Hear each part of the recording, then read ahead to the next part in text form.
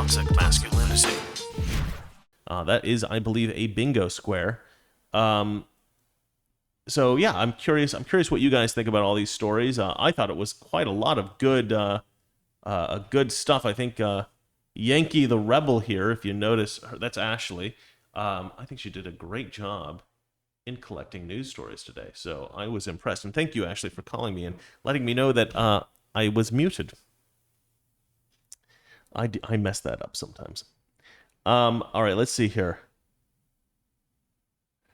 All right, I don't see any questions or comments. There's a Taku Magnet earlier said, if a large part of the people under an elected official have no problem with that politician being deleted, maybe the politician needs to resign instead of doubling down. Being deleted? If a large part of the population under an elected official have no problem with that politician being deleted, I don't understand what that means. All right, moving on. Frank James, if they want to change sex, they need to have a clone female version of your body. Work on that technology. Yeah, I mean, I suppose if you could somehow remove your soul and put it into the body, into a female body, then you could actually be transgender. That would actually be a real thing. I like your sci-fi mind there, Frank. I've actually written a script. I'm gonna let you guys in on a little story that I wrote ages ago. This is a TV show that I had come up with, a TV show idea, and the idea was that this very, very rich guy finds out that he's dying. Let's see here. Jeff Beal says Chris colluded with Russia when he stole Valeria. That's true. So I wrote this story about this guy who's really old, and he has this massive company, and he loves running the company, and he loves his family and he loves his life. He's got a great life, but he finds out that he's dying. He's got this horrible disease. So so somebody meets up with him and says, kind of like in Deadpool, where he says, "Look, I can save your life if you go and undergo this therapy, undergo this sort of treatment." But instead of becoming Deadpool and having superpowers, it's this company with that caters essentially to billionaires. And they say, well, I mean, they're like, look, this is a technology. We have developed a body. I forgot what they called this body, but he's like the husk. We've developed something we call the husk. And it's a body. It's a just genetically perfect body. They've been able to figure out how to create the most genetically perfect human body. And they tell this guy, we can transfer your mind and your soul from your body into this healthy body, and then you'll be able to survive and live. But the thing is, you're going to be a different person, right? You're going to have a different face, you're going to have a different body, so you're going to have to take on a different persona in life, and you're going to have to leave your family. That's all part of the clause and everything like this, and it costs him like billions of dollars. I mean, it costs him like an insane amount of money because they can't exactly mass produce this thing. It can't be a scale project. So this is why they go to somebody like him, right? And so he agrees to do it, and he thinks it's probably going to kill him. He's not sure if he even trusts the technology, but everything he's been able to research on it seems legit. So he goes ahead and he does it, and then he transfers all of his assets. He transfers the company, everything, to this new person that he now is, and the process works, and he becomes this new person. And then sometime later, maybe a month or so later, after he's been running the company and everything's going very well, he comes into his office and he sees that somebody's already gone into his office.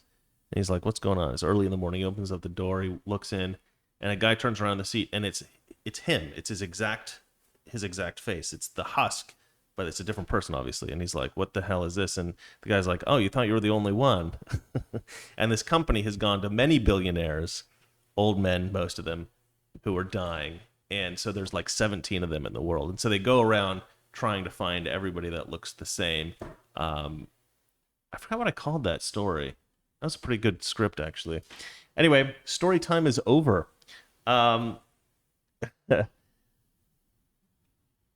Jesus is God says, wasn't that a movie with Whoopi Goldberg? No, what the hell are you talking about?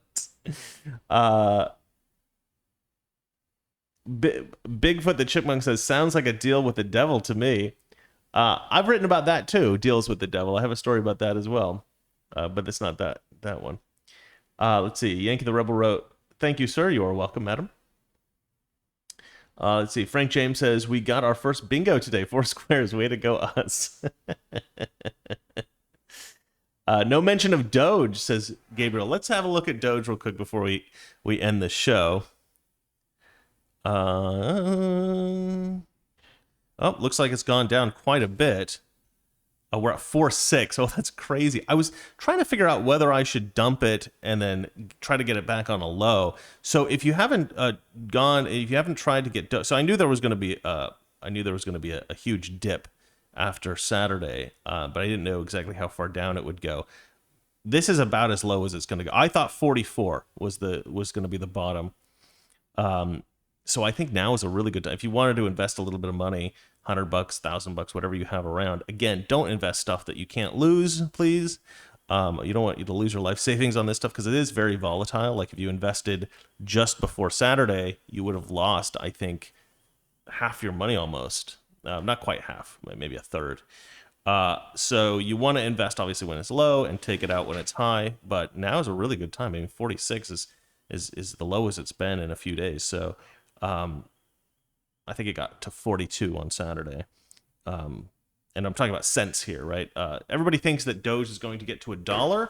I think it probably will eventually. I think we're going to take out at something like 95 cents because we think there's going to be a dip right before it gets to $1. So, yeah. So I suggest going into Doge. It's a very...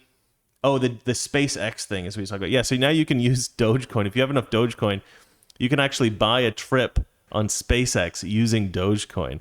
So this is something that Elon Musk said. I think the reason that he said this is because I really think that Elon Musk wants people to be able to make money using crypto, right? So if you put your money into crypto and it goes up and you take it out after you double your money or triple your money or quadruple your money, then I think Elon Musk feels like he's done a good thing for people. The problem with that at the moment is that Dogecoin is incredibly volatile. So if you put in at 70 and you take out at 40, you've lost quite a lot of money, haven't you? You've lost almost half your money there. So you want to put in at 40 and take out at 70. So it's a little bit tricky, but it's, if you have some vague sense of what you're doing and, you do it somewhat conservatively, you can make quite a bit of money. But don't try to be greedy, right? Like, don't try to get out at the very tippy top. And don't try to get in at the very, very bottom because you're probably going to miss it. So it's better to play it a little bit safe. Like, when it went up to 74 on Friday, I got out at 70 cents. And then I thought, it might go back up to 74. Let me put in a little bit. Let me put my money in again and wait for it to go up, and I'll get out at 74. So I'll get it at the very tippy top. But it didn't go up to 74. It went down to 65. So I lost a little bit of money there. So I ended up taking it out at 65. It went down to 42. I ended up taking it out. I ended up putting back in at 55, it's 55 for like the last few days now. But now it's down to 46 again. So again, it's very hard to get to the very, very tippy top, very, very bottom.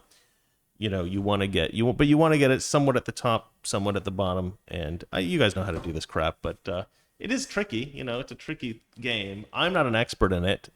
Valeria's learning about it. She's becoming the sort of guru here.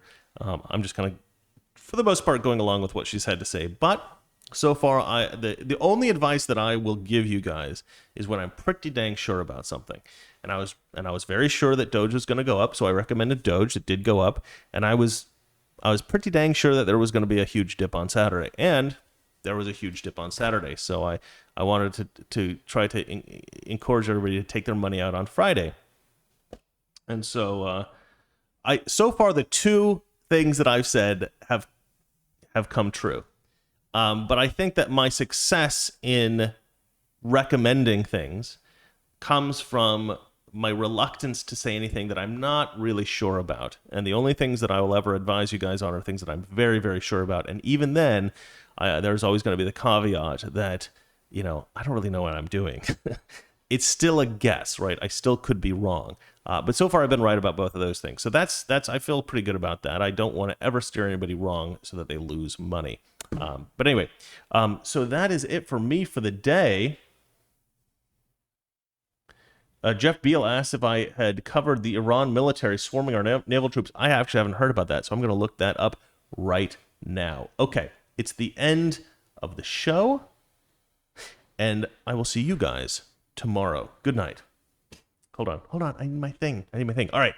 Good night. Toxic Masculinity. Toxic Masculinity. Weekdays, 9 p.m. Eastern, 6 p.m. Pacific.